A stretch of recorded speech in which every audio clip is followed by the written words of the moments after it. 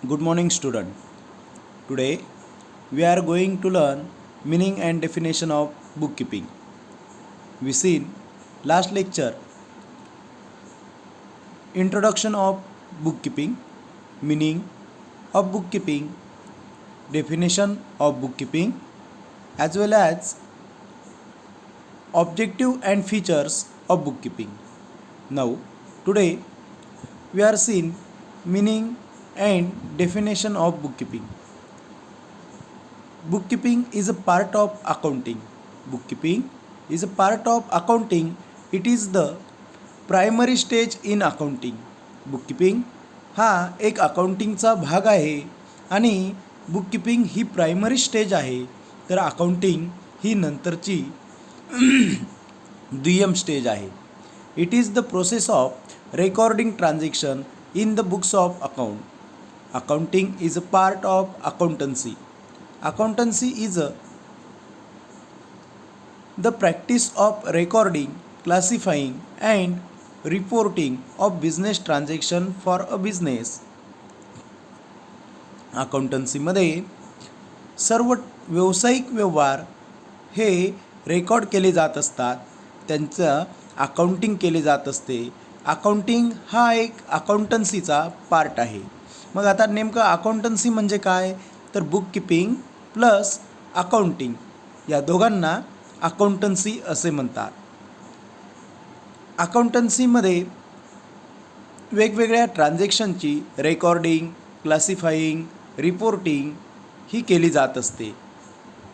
Accounting principle are the basic norms and assumption develop and establish as the basic for accounting system. These principles are adopted by the accountant universally. Definition. First, by Kohler, accountancy refer to the entire body of the theory and process of accounting. Kohler यांच्या मतानुसार एखाद्या व्यवहाराच्या सैद्धांतिक बाजू आणि व्यवहार record केलेल्या गोष्टी यांचा संबंध अकाउंटन्सीशी येत असतो. Second, professor Robert N Anthony यांच्या मते nearly every business enterprise has an accounting system.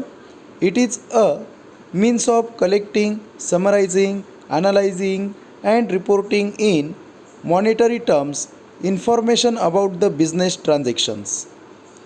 थोडक्यात जवळपास सर्वच व्यापारी व्यक्तींची किंवा व्यापाऱ्यांची अशी एक अकाउंटिंग पद्धत असते की जिच्यामध्ये कलेक्टिंग, समरायझिंग, ॲनालायझिंग आणि व्यवसायाबद्दलची रिपोर्टिंग या गोष्टींचा समावेश होतो.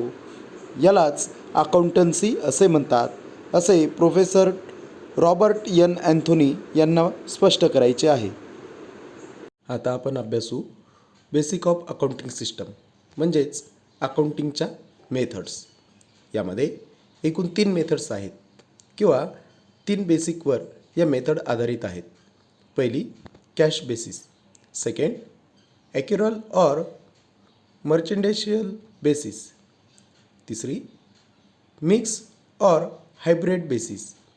आता या 3 मेथडपैकी जी आपल्याला पहिली मेथड आहे कॅश बेसिस, यामध्ये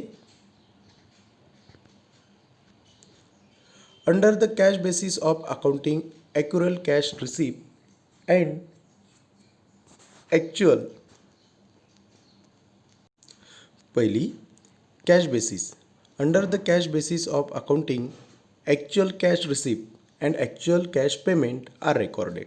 म्हणजेच कॅश बेसिसमध्ये आपल्याला आलेलं ॲक्च्युअल कॅश रिसिप्ट आणि ॲक्च्युअल कॅश पेमेंट यांची रेकॉर्डिंग होत असते. म्हणजेच थोडक्यात कॅश व्यवहार किंवा कॅश व्यवहार हे रेकॉर्ड होत असतात. त्याच्यानंतर ॲक्युरल ऑर मर्चंटाईल बेसिस, म्हणजेच under accrual basis of accounting the revenue whether received or not but has been earned or occurred during the accounting period and expenses incurred whether paid or not recorded. यामध्ये अशा सर्व income किंवा expenses record होत असतात ज्या आपल्याला मिळणार आहेत किंवा मिळाल्या आहेत. अशा सर्व इन्कम आणि एक्सपेन्सेस यांची रेकॉर्डिंग होत असते. त्यानंतर mix or hybrid basis. It is a combination of cash basis and accrual basis of accounting.